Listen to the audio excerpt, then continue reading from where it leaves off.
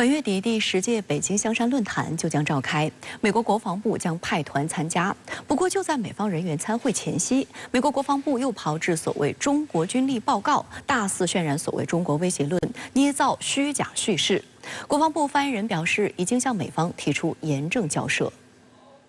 截至10月23号，已有越南、老挝、缅甸、柬埔寨、印尼、新加坡、俄罗斯、韩国、美国等90余个国家和国际组织官方代表团确认参会。日前，美国国防部副部长办公室中国事务高级主任卡莱斯已经在官网注册，他将作为美国代表团团长出席论坛。 对于美国国防部高官将出席北京香山论坛，英国路透社指出，这是两国军事关系可能缓和的最新迹象。韩国今日亚洲也称，这意味着因美国对华制裁而陷入全面停顿的中美两军关系的改善或拉开帷幕。 两军关系是中美两国关系的重要组成部分。一直以来，中方重视两军关系，通过军事外交渠道与美方保持着坦诚有效的沟通。不过，美方却一边喊着要管控危机、加强沟通，一边干着损害中方安全利益的事，导致两军关系面临较大的困难和障碍。 19号，美国国防部发布2023年中国军事与安全发展报告。国防部新闻发言人吴谦指出，这份报告罔顾事实、胡编乱造，运用似是而非的话术，歪曲解读中国国防政策和军事战略，渲染炒作并不存在的中国军事威胁，妄加臆测中方在核、太空、网络等领域军力发展，在台湾问题上指手画脚，干涉中国内政。我们对此表示强烈不满和坚决反对，已向美方提出严正交涉。吴谦表示，新中国成立70多年来，中国从未主动挑起过一场战争，从未侵占过别人的一寸土地。反观美国，好战成瘾，建国240多年，只有16年没有打仗，在全球80多个国家和地区建有800多个海外军事基地。从阿富汗到伊拉克，从叙利亚到利比亚，美国的战争机器碾过哪里，哪里的民众就陷入水深火热。美方把贫铀弹和极速炸弹 送到乌克兰，把航母战斗群派到地中海，把武器弹药送到以色列，这难道就是所谓人权卫士带给地区的福音吗？事实证明，美国才是国际秩序的根本性乱源，世界动荡的幕后操盘手，地区和平稳定的最大破坏者。 深圳卫视注意到，自2000年起，五角大楼每年都会出台所谓中国军力报告。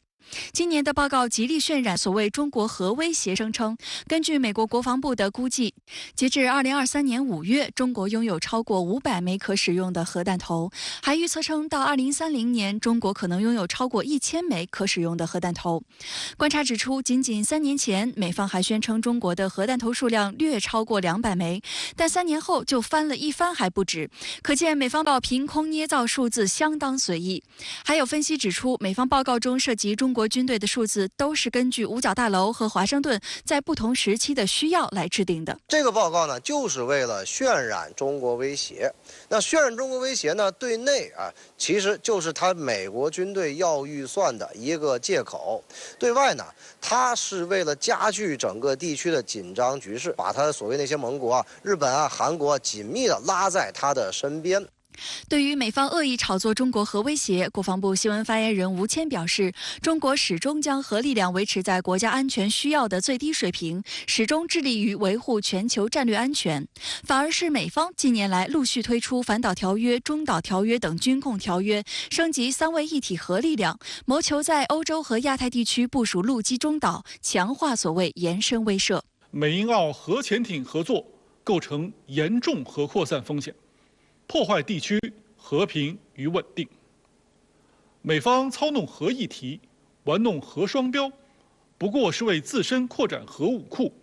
维持军事霸权寻找借口。 值得警惕的是，美方报告还对台海局势妄加臆测，甚至列出6种所谓可能促使中国大陆对台采取军事行动的情境，包括台湾取得核武器、无限期延后两岸统一对话、外国军队介入台湾内部事务等。分析指出，这些假想情境恰恰是美国大搞以台制华，甚至是毁台制华的自供状。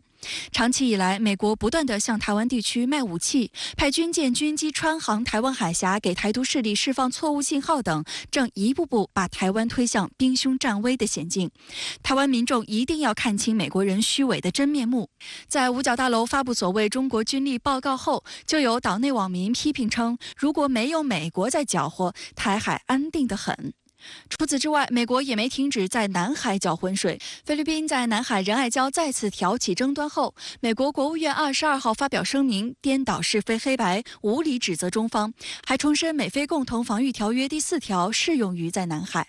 对此，中国外交部发言人毛宁23号在例行记者会上揭露，菲律宾在仁爱礁的侵权挑衅与美国的怂恿支持是分不开的。过去很长一段时间，中菲通过沟通较好管控仁爱礁局势，并就此达成谅解。但今年以来，美国明目张胆为菲律宾侵犯中国主权行径撑腰打气，怂恿支持菲律宾维修加固仁爱礁坐滩军舰，甚至派军舰、军机在海上配合支持菲方，并多次以履行美菲共同防御条约来威胁中方。美方所作所为极大助长了菲方在仁爱礁侵权挑衅的气焰，产生恶劣影响。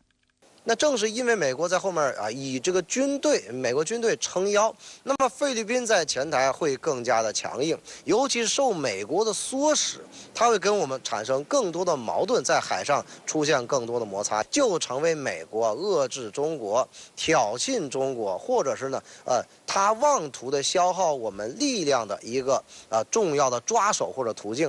在香山论坛即将开启时，美国国防部发布中国军力报告，炒作中国军事威胁论，您是如何看？主持人好，这是美国惯常的做法，每次呢与中国交流，无论是经济还是军事，先抛出一枚预弄炸弹，然后进行交流，试图空手套白狼。军事为主题的香山论坛开幕以前，美国呢如法炮制，但中国国防部呢已经立马反扣过去了。就像中国国防部发言人所说的，这个报告罔顾事实，胡乱编造，歪曲解读中国国防政策和军事战略，渲染炒作并不存在的中国军事威胁。中国国防部隶属美国好战的不光彩历史，从240年历史只有16年没打仗，讲到最近一段时间美国发动的几场战争，再讲到正在发生的把贫铀弹和技术炸弹运到乌克兰，把航母战斗群派到地中海，把武器弹药送到以色列，来说明美国好战成瘾。美国呢才是国际秩序的根本性乱源，世界动荡的幕后操盘手，地区和平稳定的最大破坏者。这3顶大帽子够美国消化一下的，也让世界看到美国对国际安全体系和全球治理体系造成严重冲击。我呢还注意到国防部的反击主要突出2个内容，一呢是针对美国所谓的中国核武器库增长，中国国防部戳穿那是虚假叙事，中国的核力量始终维持在这个国家安全需要的最低水平，美国呢却是在大肆的进行核扩散，升级3位一体核力量，谋求在欧洲和亚太，尤其在中国周边强化所谓的延伸威慑。美国呢才是真正的贼喊捉贼，倒打一耙。二是针对美国所谓中国加大对台军力部署，中国国防部回应时呢，特别以一个完整的段落来谈论台湾事情，批评美国升级与台湾的官方往来，通过军售来改变台海现状，制造台海紧张局势，纵容支持台独分裂势力以武谋独。因此要求美国停止非法武装台湾。中国国防部再次重申，中国人民解放军有信心、有能力挫败任何外部干涉和台独分裂图谋，实现祖国完全统一。我觉得中国国防部也向美国军方发出警告，要是美国在台湾问题上仍然胡乱干预，那么中美两军恢复交流就很难办到，而这个困难和障碍是美国一手制造的。菲律宾在南海仁爱礁对中国船只恶意碰瓷之后，美国为菲律宾的非法侵权挑衅行为背书。那您是如何来看待美菲关系？美国针对菲律宾在仁爱礁和黄岩岛的侵权挑衅予以背书，也仅仅是给菲律宾一些安慰而已。但你说美国会不会给菲律宾一些具体的支持？我看是不太可能，因为美国现在正掺和着2场危机：乌克兰危机和中东危机。根本顾不上菲律宾，因此美国直接介入南海争端的可能性不太大。否则美国就要介入到第3场纷争了，超出了他的能力。当然呢，在舆论和情感上称一下菲律宾，就像你刚才讲的，为菲律宾的侵权挑衅背书还是存在的。其危害在于会逐渐的混淆视听，淡化中国的南海这个词，为今后南海发生冲突呢埋下舆论伏笔。所以呢，中方予以严正声明，抨击美国国务院罔顾事实，发表违背国际法精神的观点。所谓的南海仲裁案呢，更是无效的。我认为啊，真正应该醒醒的是菲律宾。看世界呢都变成啥样了，还沉溺在以往的旧梦中，甚至不自量力的用碰瓷的方式来求美国抱抱，来引发国际社会关注，真的是没救了。菲律宾近期呢在南海的挑衅，包括在黄岩岛和仁爱礁的几次制造事端，一方面呢是来测试中国的容忍度，看中国会用多大的劲儿来维护主权；另一方面呢是测试美国对菲律宾是不是真爱，看美菲同盟是不是牢靠。这两个测试的结果是，中国对领土主权寸土不让，美国对菲律宾请求光说不练。换句话说呢，美菲关系并不牢靠，菲律宾不过是美国战略棋盘上的棋子，而不是外交辞令中讲的平等的盟友。今年以来啊，中菲在南海出现多次的冲突，美国呢对菲有一次实质性的帮助吗？没有的。其实呀，对于菲律宾而言，与中国对话协商管控南海争议才是最优解，绑在美国的印太战车上，只能呢把自己给玩死。